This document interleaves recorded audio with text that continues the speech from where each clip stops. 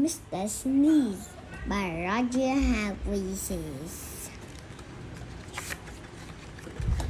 This is Cold Land, which is a country somewhere near the North Pole.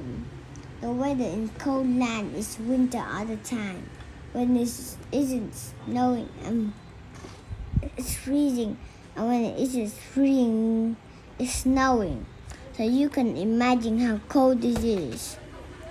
Because it's so cold in Cold Land, everybody who lives there is cold as well. If you can tell, everybody comes from Cold Land because everybody there has a red nose. And people in Cold Land aren't the only ones with red nose. In Cold Land, you can see red-nosed dogs chasing red-nosed cats and chasing red-nosed mice. In Cold Land, you can even see red-nosed elephants. And what you hear most of the time in Cold Land is a noise that sounds like this. Addition! The sound of the sea is very common in Cold Land, which is not very surprising, is it? This is the story of Mr. Sneeze, who lived in a small snow-covered cottage in Shivertown, the capital of Cold Land. Every morning, Mr. Sneeze woke up, sneezed, got up, sneezed, got dressed, sneezed. When the sneeze ate his breakfast, sneezed, I went to work still sneezing.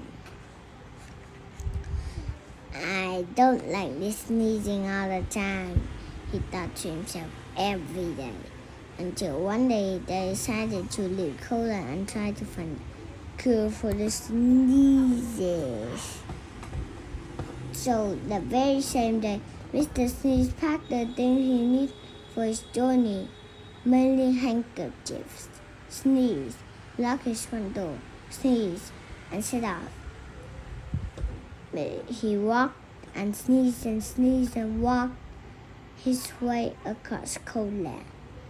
And then he sneezed and walked and sneezed for days and days until Cold Land was far behind. As he walked away from Cold Land, he noticed that there were less and less snow, and eventually he walked so far that there was no snow at all. As he walked, he noticed something else. He wasn't walking and sneezing, he was walking and walking. For the first time in his life, he wasn't sneezing. Not at all, not a bit. Not even the tiniest tissue. I wonder why I'm not sneezing, he thought to himself. But he must have thought his thought out loud to himself, because the voice behind him replied, "You are not sneezing because you have got a cold." Mr. Sneeze jumped, turned, and there behind him stood a wise old wizard. "What's a cold?" asked Mr. Sneeze. "A cold is what you catch when you're too cold," said the wise old wizard wisely. "Oh," said Mr. Sneeze, "but I came from a country called Cold Land, where everybody is too cold all the time." "Nonsense," retorted the wizard. "It can't be too cold all the time because of the sun." And he pointed to the sky, which was smiling in the sky. "But we don't have any sun in Cold Land," said Mr. Sneeze. "No sun? It's scary. How extremely extraordinary. We'd better do something about them, hadn't we?" "Yes," agreed Mr. Sneeze, "but quite know what the wizard was talking about." "How far away is this place called Cold Land?" asked the wizard. always miles and miles away. Sometimes a misdirection at the wheel. Mrs. Sneeze pony. Shouldn't take long, said the wizard, who then waved him and wanted some magic words. It wouldn't be magic if we told you what they were.